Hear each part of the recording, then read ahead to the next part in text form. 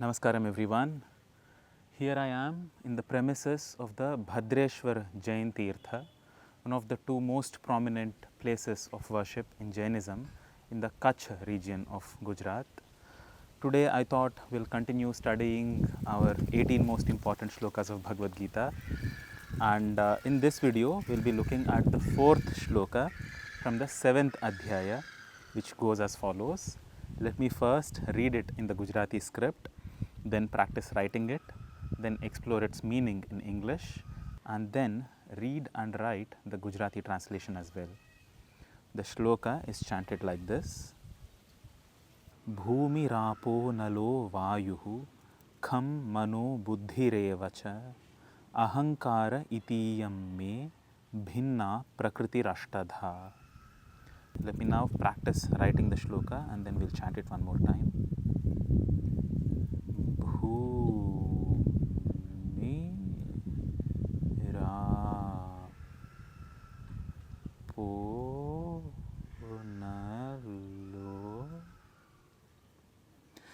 This symbol is called as an avagraha. When learning to read and write the Gujarati alphabet, I had mentioned that this symbol occurs when there are two as which come together and they are abridged. This avagraha is here because apaha and analaha, a plus a, it gets abridged and this symbol is used. Bhumirapo nalo vayuhu kham mano buddhi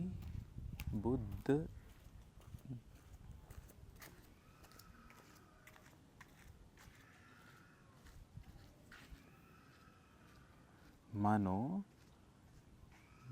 buddhi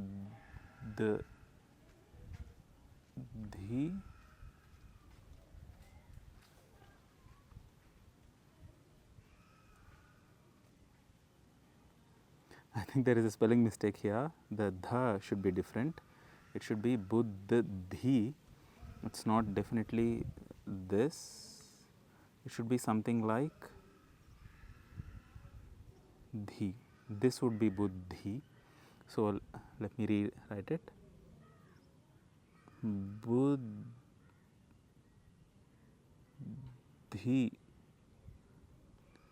reva. I will update this practice sheet and upload the correct version in the Google Drive folder. You can find it in the link in the description below. Buddhireva cha ahankara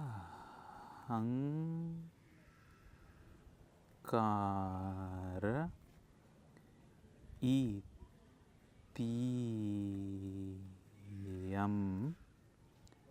me bhinna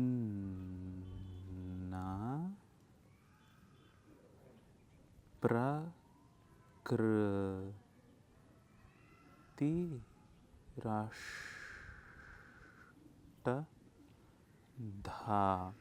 You see this dha should have been used with the and dha, buddhi. So it should be like this, buddhi. Let me see if it is written correctly here. Even here it is written as buddhi. This is not buddhi, it is buddhi. So coming to the meaning of this shloka in English, Shri Krishna is now just gloriously propounding upon the principles of creation itself. Now from here on, whenever he refers to as me or I or my or myself, he is referring to something which is beyond the physical nature of creation. Now he is saying that physical nature of creation, the materialistic nature, which is called as Prakriti, what are its manifold manifestations, what are its different forms in creation. He says, me, which means my, Prakritihi, my material nature. So I am beyond that material nature. But my material nature is split, bhinna, which means it is split in 8 different ways, ashtadha. So bhinna prakritir ashtadha. My materialistic nature is split in 8 different ways. What are those 8 different forms in which his materialistic nature is split into?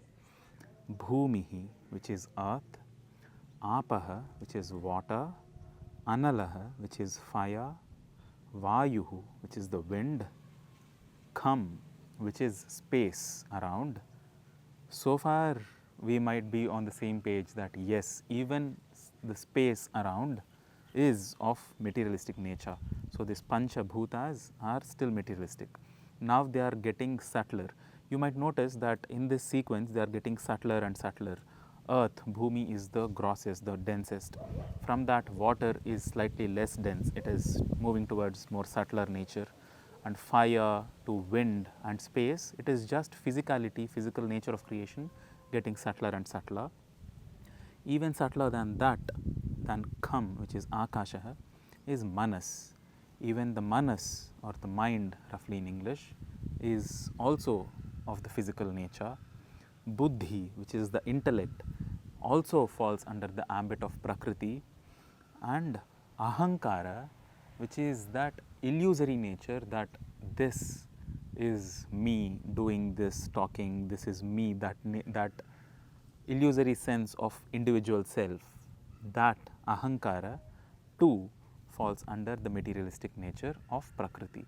So, prakriti is split, is manifest in these 8 different forms, and that prakriti belongs to me. It is not me, it is my prakriti. So, me prakriti. So, that I, which is which that prakriti is an aspect of, is something which is much more latent, it is much more profound and subtler. It is that space where the physicality ceases to exist, and that entering that dimension is what is referred to as spiritual pursuit. And all these traditions, be it Buddhism, Jainism, what is referred to as Hinduism or Sanatana Dharma, all the pursuits are towards that realization that there is something which is beyond material nature, which can be accessed. So, here Krishna, being situated in that realization of that spiritual self of his, is propounding to Arjuna that my materialistic nature is split in these 8 different forms of bhumi, apa, anala, vayu, kham, mano, manas, buddhi and ahankara.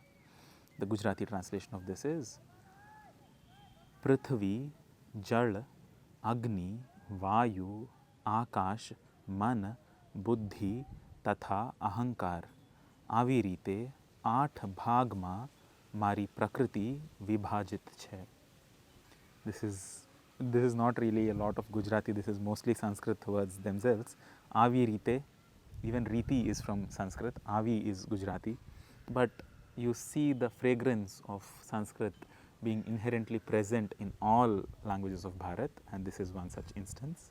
So, let me now practice writing this translation in Gujarati. Prithvi, Jal, Agni, Vayu, Akash, Man, Buddhi. This is how I think, I am mostly sure Buddhi should be written. Buddhi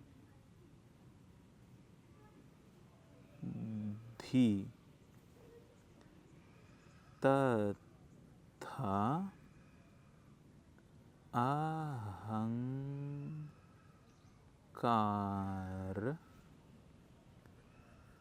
avi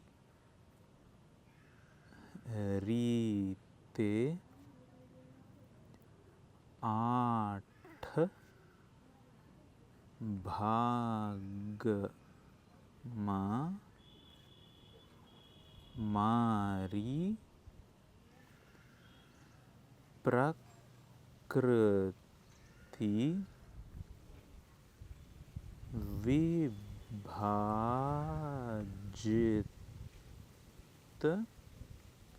છે. I hope this is the correct version. Let me also verify this with the Gujarati keyboard that is present on the iPad as well.